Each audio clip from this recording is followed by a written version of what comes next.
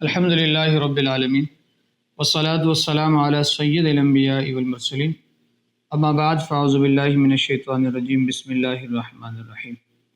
میں مفتی محمد شاہ زیب شاذلی آپ تمام کو اپنے یوٹیوب چینل پر ایک بار پھر خوش آمدید کہتا ہوں۔ آج ہم ایک بہت اہم موضوع پر حاضر ہوئے ہیں جس کا تعلق قربانی کے ساتھ ہے۔ ہم انشاءاللہ آج کی اس ویڈیو میں قربانی کی تعریف اور قربانی کی فضیلت کیا ہے، قرآن و حدیث میں قربانی کے کیا احکامات ہیں، قربانی کس شخص پر واجب ہے اور اس صاحب نصاب ہونے سے کیا مراد ہے، اور پھر سب سے اہم بات جو ہم سے کئی لوگوں نے سوال کیا کہ حضرت جانور بڑا کرنا چاہیے یا چھوٹا کرنا چاہیے۔ آج ہمارے ایک ٹرین چل پڑا ہے، لاکھوں روپے کی گائیں آ رہی ہوتی ہے، بڑی بڑی 50 لاکھ 60 لاکھ 70 لاکھ، لیکن جب اس کو ذبح کرو تو وہ ایک چربی کا پہاڑ نکل رہا ہوتا ہے باہر۔ تو ان تمام امور پر آج ہم انشاءاللہ گفتگو کریں گے۔ سب سے پہلے تو میں آپ کو یہ بتاتے چلوں کہ قربانی کی تعریف کیا ہے۔ علامہ شامی علیہ رحمہ نے بیان فرمایا کہ یہ ذبح حیوان مخصوص بنیت القربت فی وقت مخصوص۔ آپ فرماتے ہیں کہ مخصوص جانور کو مخصوص وقت میں قربانی کی نیت سے ذبح کرنا یہ قربانی ہے۔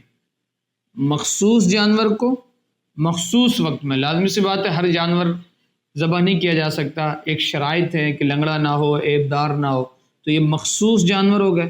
مخصوص جانور کو مخصوص وقت میں، ہر روز نہیں کیا جا سکتا، عید الاضحیٰ کے دن سے یعنی 10 ذی الحج 11 ذی الحج 12 ذی الحج اسی درمیان ہی ذبح ہوتا ہے۔ تو مخصوص جانور کو مخصوص وقت میں قربان کی نیت سے ذبح کرنا یہ کہلاتا ہے قربانی۔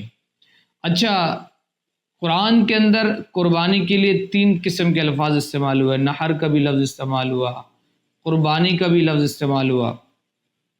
اللہ تبارک و تعالیٰ قرآن کے اندر ارشاد فرماتا ہے فَصَلِّ لِرَبِّكَ وَانْحَرْ۔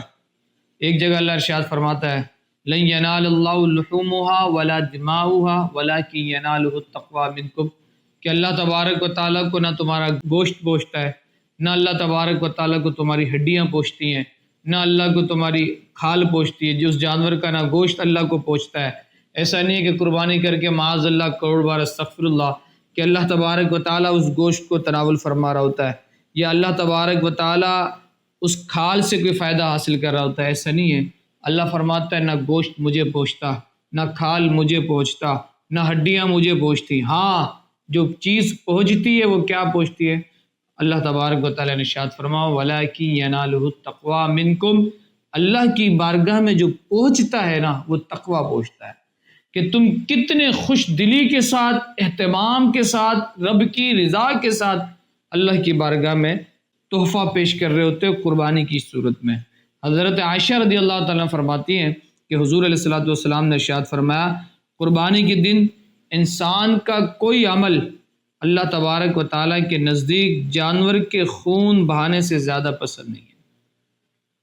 جانور کے خون بہانے سے زیادہ پسند نہیں۔ آج لوگوں کو یہ بھی اعتراض، کچھ اس طرح سے لبرل سوشلزم کمیونزم اعتراض کرتے ہوئے نظر آتے ہیں، لاکھوں روپے کی جانور ذبح کرنے کے بجائے کسی غریب کی شادی کرا دے تو بہتر ہے، کسی کو گھر دلا دے تو بہتر ہے، کسی کو یہ کر دے تو بہتر ہے، کسی بیوہ کو دے دے تو بہتر ہے۔ میرے بھائی ثواب تیرے اور میرے سوچنے سے نہیں ہے، ثواب اللہ کے حکم پر ہے، اور جب اللہ نے یہ حکم ارشاد فرما دیا کہ قربانی کے ایام میں اللہ کے نزدیک سب سے زیادہ پسند کی جانے والی عبادت، اللہ کے نزدیک سب سے محبوب جو عبادت ہے وہ یہ ہے کہ اللہ کی بارگاہ میں اللہ کے لیے قربانی پیش کی جائے، تو بس بات ختم ہو گئی۔ عبادتیں اپنے مرضی سے ہوتی ہیں۔ اسلام کا مطلب ہی کیا ہے؟ اسلام کا مطلب ہے سر تسلیم خم کر دینا اللہ کے حکم پر۔ ہم اپنی عقلوں کو چلائیں، عقل کو تنقید سے فرصت نہیں، عشق پہ اعمال کی بنیاد رکھ۔ سمجھ میں آئی بات؟ عقل کو تو تنقید ہی آتی ہے۔ آج لوگ نہیں کیا ضرورت ہے اتنی گائیں ذبح کرنے کی، کیا ضرورت ہے اتنے بکرے ذبح کرنے کی، کسی غریب کو کھانا کھلا دیا جائے تو کسی کو یہ دے دیا جائے تو کسی کو وہ دے دیا جائے۔ ہم کہتے ہیں یہ فلسفے اپنے پاس رکھ، ہم تیرے عقلوں کے مطابق نہیں چلیں گے، ہم اللہ اور اس کے رسول کے احکامات کے مطابق چلنے والے لوگ ہیں۔ ہمیں تمہارے عقلوں کی ضرورت نہیں ہے، تمہارے نظریات کی ضرورت نہیں ہے، ہم اللہ اور اس کے رسول کے احکامات کے مطابق چلنے والے لوگ ہیں۔ جب اللہ نے فرما دیا، اور آپ دیکھیں نا اللہ کیا فرما رہا ہے فرمایا والبدن جعلنا لکم من شعائر اللہ ومن یعظم شعائر اللہ فإنہا من تقوی القلوب، یہ اللہ کے نشانیوں میں سے نشانی ہے، اس کو رب شعائر اللہ کہہ رہا ہے۔ تو حضور علیہ السلام نے فرمایا کہ وہ ذبح شدہ جانور قیامت کے دن بالوں اور کھروں کے ساتھ آئے گا، بے شک قربانی کے جانور کا خون زمین پر گرنے سے پہلے اللہ تبارک و تعالیٰ کے بارگاہ میں پہنچ جاتا ہے، مقام مقبولیت کو پہنچ جاتا ہے۔ بس جب تم قربانی کیا کرو تو خوش دلی کے ساتھ کیا کرو۔ حضور علیہ السلام نے فرمایا ایک دن حضور کے اصحاب نے، آپ دیکھیں آقا علیہ السلام نے قربانی کا فلسفہ بیان فرمایا، حضور علیہ السلام نے قربانی کی وجہ تسمیہ بیان فرمائی۔ صحابہ نے پوچھا یا رسول اللہ صلی اللہ علیہ وسلم ما هذه الاضاحی، یہ قربانیاں کیا ہیں، یہ قربانی کیا ہے؟ تو حضور علیہ السلام نے کیا جواب ارشاد فرمایا قال سنت فیکم ابراہیم، یہ حضور علیہ السلام نے فرمایا یہ تمہارے باپ حضرت ابراہیم کی سنت ہے۔ اللہ اکبر، یہ حضرت ابراہیم کی یاد منانا ہے۔ حضور کیا فرما رہے ہیں؟ فرمایا صحابہ نے پوچھا قربانیاں کیا ہے؟ میرے مصطفیٰ نے فرمایا قربانیاں تمہارے باپ حضرت ابراہیم کی سنت ہے، ان کی یاد منانا ہے۔ آج پوری دنیا کروڑوں اربوں خربوں روپیہ اللہ کی بارگاہ میں قربانی کی صورت میں پیش کر دیتی ہے، اس کا فلسفہ کیا ہے، اس کا رزلٹ کیا ہے، اس کی وجہ کیا ہے؟ صرف یہ ہے کہ حضرت ابراہیم کی یاد منانا۔ اللہ، آج لوگ کہتے ہیں نا، آج لوجک ڈھونڈ رہے ہوتے ہیں نا لوگ دین کے اندر، اس میں یہ کیا ہے، یہ عقل کو تسلیم نہیں ہے۔ اب آپ بتائیں اتنے اربوں خربوں روپے جانور کی صورت میں ذبح کیا جا رہا ہے، ہر مسلمان ذبح کر رہا ہے، اس کے پیچھے لوجک کیا ہے، اس کے پیچھے وجہ کیا ہے؟ صرف اور صرف بیک گراؤنڈ یہ ہے کہ ڈے آف سیلیبریشن ہے، ڈے سیلیبریٹ کرنا ہے۔ سمجھ میں آ رہی بات؟ ڈے سیلیبریٹ کرنا ہے، اور ڈے سیلیبریٹ کوئی مولوی نہیں کروا رہا، کوئی مفتی نہیں، کوئی صوفی نہیں، بلکہ حضور نے فرمایا کہ جب صحابہ نے پوچھا یا رسول اللہ یہ قربانی کیا ہے، تو میرے مصطفیٰ نے فرمایا قربانی تمہارے باپ حضرت ابراہیم کی سنت ہے، بس ان کی یاد منانا ہے، ان کی یاد منانا ہے۔ تو صحابہ نے پوچھا یا رسول اللہ اس میں ہمارے لیے کیا ہے؟ اب جب ہم حضرت ابراہیم کی سنت پر عمل کرتے ہوئے اللہ کی بارگاہ میں قربانی پیش کریں گے تو ہمیں کیا ملے گا؟ میرا آقا علیہ السلام نے فرمایا اگر اون والا جانور ہے تو ہر اون کے بدلے نیکی ہے، یعنی جو جانور تم ذبح کر رہے ہو اللہ کی بارگاہ میں، اس کے ہر بال کے بدلے میں اللہ تبارک و تعالیٰ تمہیں ثواب عطا فرمائے گا، تمہارے گناہوں کو معاف فرما دے گا۔ آپ دیکھیں نا قربانی کا فلسفہ اگر آپ دیکھتے ہیں تو آپ اٹھا کے دیکھیں کیا ہے۔ فلما بلغ معه السعی، حضرت ابراہیم علیہ السلام نے خواب ذکر کیا تھا نا حضرت اسماعیل علیہ السلام کو، جب حضرت اسماعیل علیہ السلام اس عمر کو پہنچے جو تقریباً 13 سال 14 سال کی عمر ہے، اللہ فرما رہا فلما بلغ معه السعی قال، آپ نے فرمایا یا بنیا، اے میرے بیٹے، انی ارا، میں نے خواب دیکھا فی المنام انی اذبحک فانظر ماذا تری، میں نے خواب دیکھا کہ میں تجھے ذبح کر رہا ہوں، تیرا کیا خیال ہے؟ اللہ، باپ بیٹے کو بول رہا ہے بیٹا میں نے خواب دیکھا کہ میں تجھے ذبح کر رہا ہوں۔ آج کا باپ اگر اپنے بیٹے کو یہ بات بولے نا تو بیٹا بولے اماں یہ تو میرا باپ نہیں ہے، یہ تو میرا دشمن ہے کوئی پکا، یہ تو میرے کو قتل کرنا چاہ رہا ہے، یہ تو مجھے مارنا چاہ رہا ہے، یہ کوئی باپ ہے؟ قربان جائے کیا فرما برداری تھی حضرت اسماعیل کی، یہ آدب حضرت اسماعیل کو سکھایا کس نے؟ کسی مکتب نے سکھایا۔ آپ دیکھیں حضرت ابراہیم نے جب حضرت اسماعیل علیہ السلام کو یہ کہا تو حضرت اسماعیل نے کیا فرمایا؟ قرآن کے الفاظ موجود ہیں، قال یا ابت افعل ما تؤمر، اللہ اکبر، آپ فرماتے ہیں میرے ابا جان جو آپ نے دیکھا وہ کر دیجئے، اللہ جو دیکھا کر دیجئے۔ یہ نہیں کہا کہ نہیں ابو ایسا نہیں ایسا کر لیجئے، ابو 100 اونٹ دے دیے گا صدقے میں، ابو اس کو کوئی ہیلا نکال رہا، نہیں، کہا جو آپ نے میرا بابا جان دیکھا وہ آپ کر دیجئے، ستجدنی انشاءاللہ من الصابرین، ان قریب آپ مجھے اللہ کی بارگاہ میں صبر کرنے والا پائیں گے۔ مفسرین نے تفسیروں میں بیان کیا کہ کس طرح سے حضرت اسماعیل علیہ السلام نے اپنی قربانی اللہ کی بارگاہ میں پیش کی اور کس طرح سے حضرت ابراہیم علیہ السلام نے قربانی کی، تو یہ پورا حضرت ابراہیم علیہ السلام حضرت اسماعیل علیہ السلام کی یاد بنا۔ اب جو سب سے امپورٹنٹ بات ہے وہ یہ ہے کہ ہمارے یہاں آج ایک ٹرین چل پڑا ہے. میں اپنے تمام ناظرین سے کہوں گا یہ بات دل جمعی کے ساتھ اس بات کو سنیں کہ ایک بڑا جانور لے کر آئیں، 10 لاکھ کا جانور، 20 لاکھ کا جانور. دیکھیں شریعت کو مطلوب وہ جانور ہے جس کا گوشت اچھا ہو. یہ بات یاد رکھیں.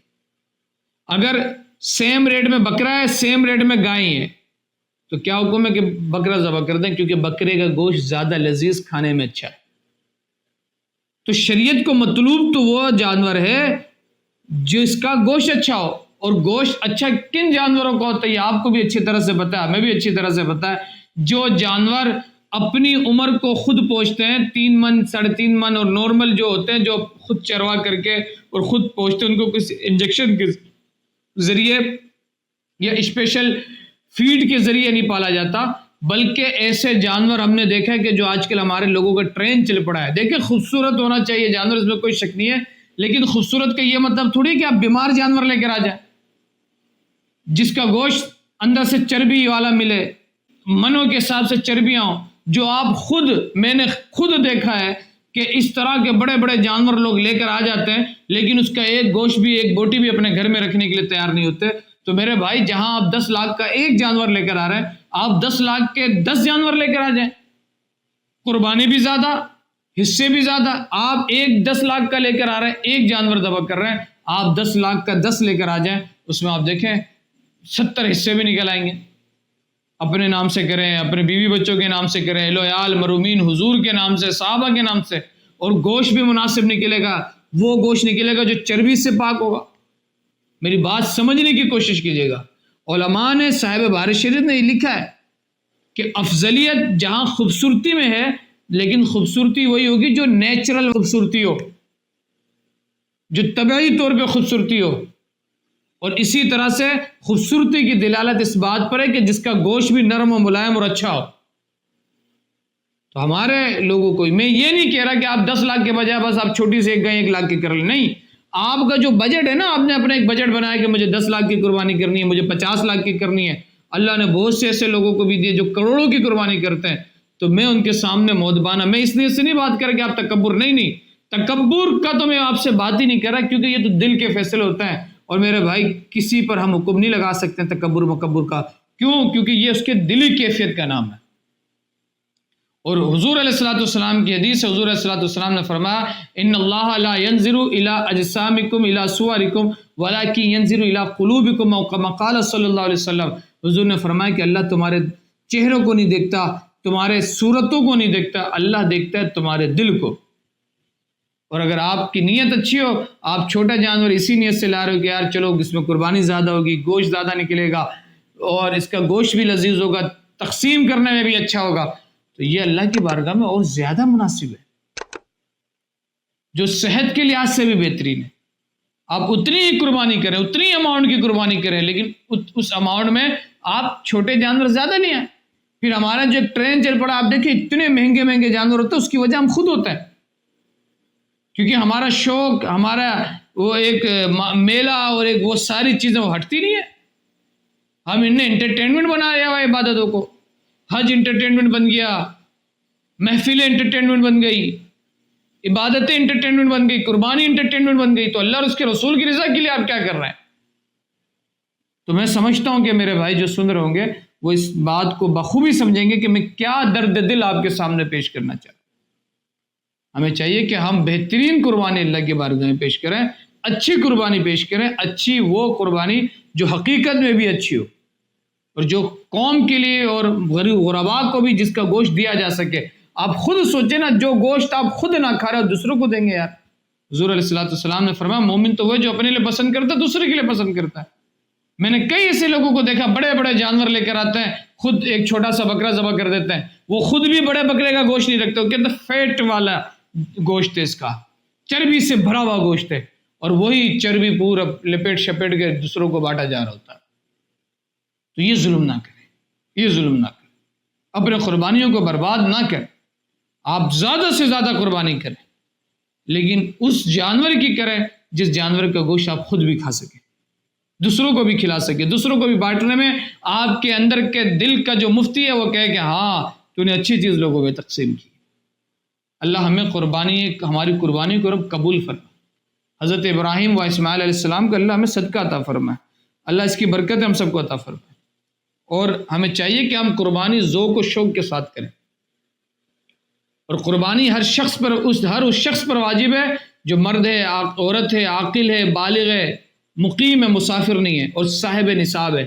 اور صاحب نصاب کا مطلب یہ کہ جس کے پاس 52.5 تولہ چاندی کے معیار کے مطابق پیسہ یا کوئی ایسی چیز موجود ہے جو ایکسٹرا ہے، جو اس کے نصاب سے، جو اس کے حاجت اصلیہ سے زائد ہے، 2 گھر ہے، 3 گھر ہے، 2-3 ایکسٹرا موبائل ہے، یا ٹی وی ہے، یا اس طرح سے جو ہے 2-3 گاڑیاں ہیں، تو اگر 52.5 تولہ چاندی سے زیادہ کی ریٹ پہ یہ چیزیں تو اس پہ قربانی فرض ہے، اس کو قربانی کرنا چاہیے۔ اللہ تبارک و تعالی ہمیں صحیح معنوں میں سمجھ عطا فرمائے۔